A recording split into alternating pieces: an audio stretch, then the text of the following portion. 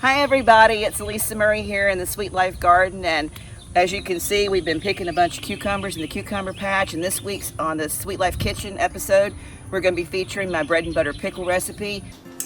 Hi everybody, Alisa Murray here in the Sweet Life Kitchen, and did you see me out there in the Sweet Life Garden with those cucumbers? Oh my God, guys.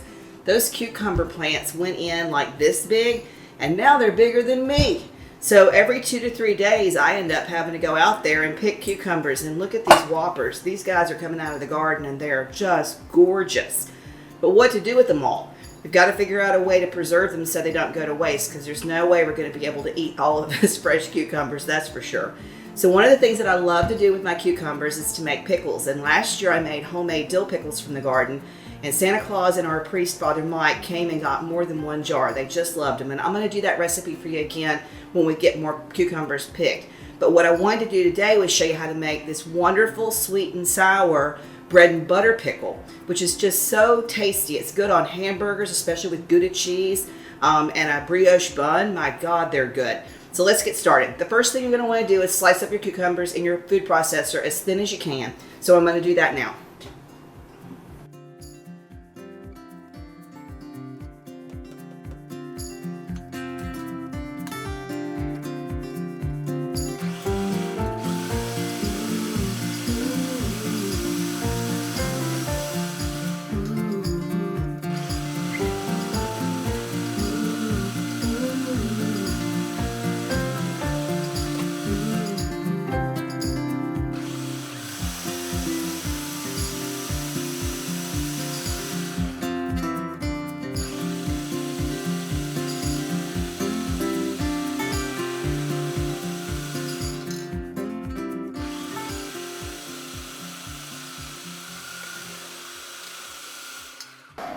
These guys are so big that they have to be cut in half, some of them.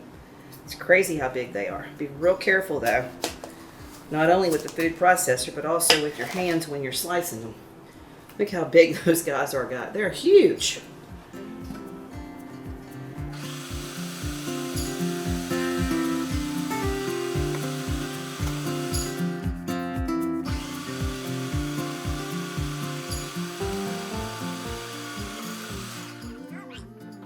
So now what we want to do, there's two things. The first thing is I want you to get a pot, and in this pot I want you to put 2 cups of apple cider vinegar, and then I want you to do 2/3 of water,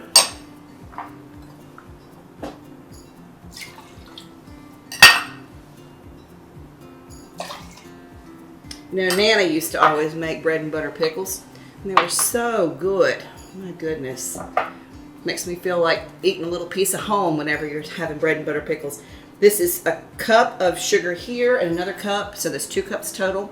I'll have the recipe below for you, so don't worry about that.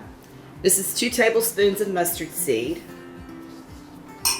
In here you've got 2 tablespoons of celery salt and 2 tablespoons of salt, just regular white salt. So the last thing I want to add is some turmeric. And I want to put a tablespoon of turmeric in there. I don't know if you guys know about turmeric. There's a lot about turmeric that's been written lately, and I've written about turmeric the past couple of years in my columns. It's really good for Alzheimer's and good for your joints, and it doesn't really add a big, huge flavor to anything that you put it in. It's just there, but it's got so many wonderful benefits, antioxidants, that it's worth it. Anytime you can sneak it in there. I sneak it in the squash. I sneak it in all kinds of casseroles. So Uncle Brine doesn't know what's going on with that, but he's always eating healthy even though he doesn't know he is. So what you want to do with this is I want to take this to the stove. I want you to let this simmer, let that sugar dissolve, and while that's happening, I'm going to pack the jars and get them ready for the pickles. So this goes to the stove.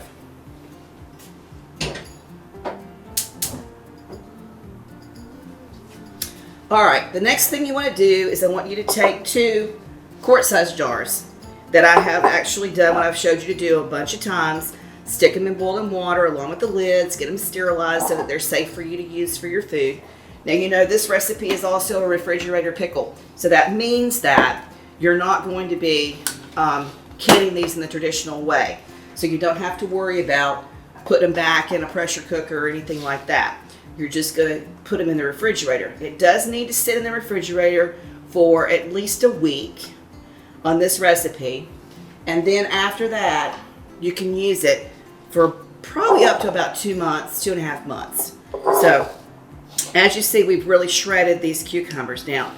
And I really like it like that because it's almost like a salsa type, just a really simple, thin slice of cucumber. You know how when you bite in your hamburger and the hamburger pickle just pops out? I hate that. So I want my pickles to stay where I put them. So anyway, what I want you to do is I want you to alternate in your jar with a handful of these just very thinly sliced cucumbers. I did chop up a humongous purple onion. You can use white if you want. I like the way that purple tastes. I like the way it looks in the jars. So I always use the purple. And then I always put in garlic. And I love garlic. You can never have too much garlic. And you want to pack this in almost like you're making lasagna, where you've got a little bit of pickle, a little bit of cucumber rather, and then some onion, and then more garlic.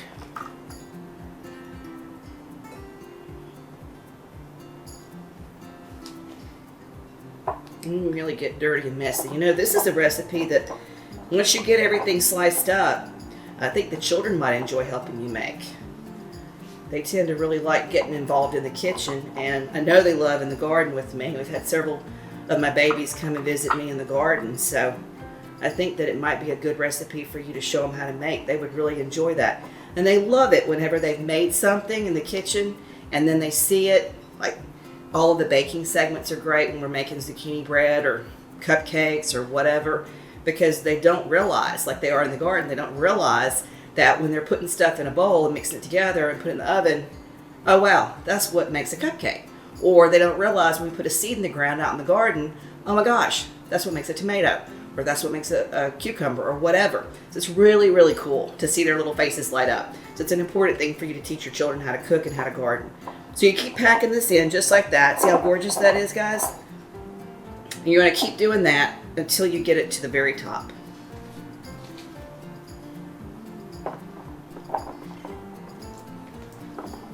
And really don't be afraid to push down in there.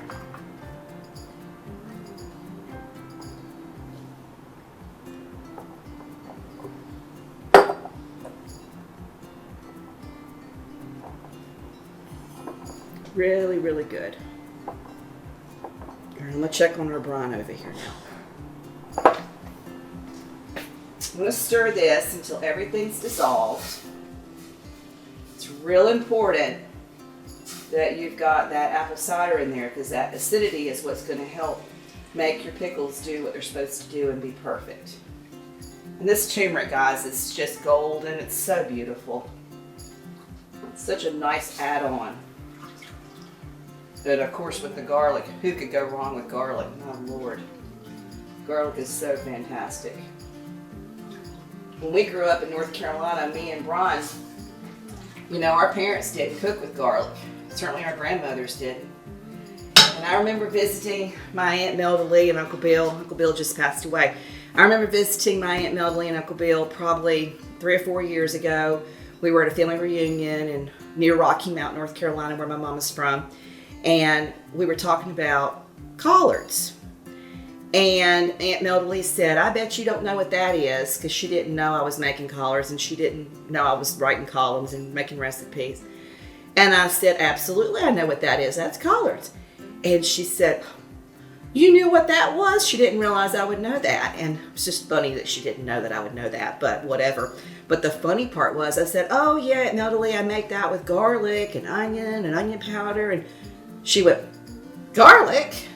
Yeah, that's just the way it is in North Carolina. There's just not a lot of people that are raised making a whole lot of recipes with garlic. But once we moved to Texas, almost everything's with garlic. We got garlic salt on our eggs at breakfast. We've got garlic in our on our breads that we make. We've got garlic everywhere. And garlic is also another thing that's just so good for you. So I always try to make everything with garlic that I can. I just love the way it tastes. So I think this is almost ready. You want to bring it up to a boil. And basically, once it's boiling and everything's dissolved, you're going to pour that brine directly into that jar. And I will tell you that it's always nicer, I shouldn't say nicer, sweeter. It's also safer to have your jars come straight from getting them sterilized so that they're not too cold, they're not room temperature, and they're not cold, that they're actually still warm, because that keeps it from breaking. And you definitely don't want that. That's a huge mess all over your kitchen. That's just a disaster to have to figure out. So the best case scenario is that you've got a warm mason jar whenever you're doing this. So the first thing I'm going to do is put these guys on, because this particular pot I've got lets its handles get warm. And I'm going to pour this brine. Actually, you know what I'm going to do? I'm going to do what I did the other day. I'm going to be smart about this. And for you guys, I'm going to be safe. I'm going to stick it like this. That way, we don't have to worry about Auntie A accidentally spilling this all over the kitchen. Now let's see how much that goes down in that cucumber mixture. I'm going to be real careful. See it all bubbling down in there? It's going. Okay. Those mustard seeds are getting stuck up in there too, but you want them in there with all your cucumbers and stuff, so that's not a problem. We just need to make sure that we cap them out of there. All right, let's pour some more in. See where we are with that. Whoopsie daisy. Go down. Go down. Please go down. It's always fun and a challenge making videos for the YouTube channel. I'm used to doing this without an audience. I'm also used to doing this and then eyeballing it without having to make the camera be where I can see you and you can see me. Let's see if I stick this fork down in here. We can make it go down some more, because it's not all the way down. Let's see. There we go. And that is exactly the way you want it to. You want it to be filled all the way to the top. Okay. Now what I'm going to do is I'm going to do another one for you. Well guys, I've got everything with the tops on them and they're all sealed up. They're going to sit out here on the counter for about 2 hours. Then I'm going to stick them in the refrigerator and they'll be able to sort of get all yummy and that brine for the next couple of days. And by the end of the week, we'll be ready to have ourselves a hamburger with this homemade bread and butter pickle. Isn't it just beautiful? It's just gorgeous. Everything is in there just bubble, bubble, bubble, bubble, bubble. So pretty. If you have found any value in this video, please do me a favor and like and share. Let somebody else know about how to make these bread and butter pickles, because it sure has been a wonderful recipe in my family. And adding that garlic and that turmeric has just added an extra little kick. So I really, really enjoy this recipe and I hope you will too.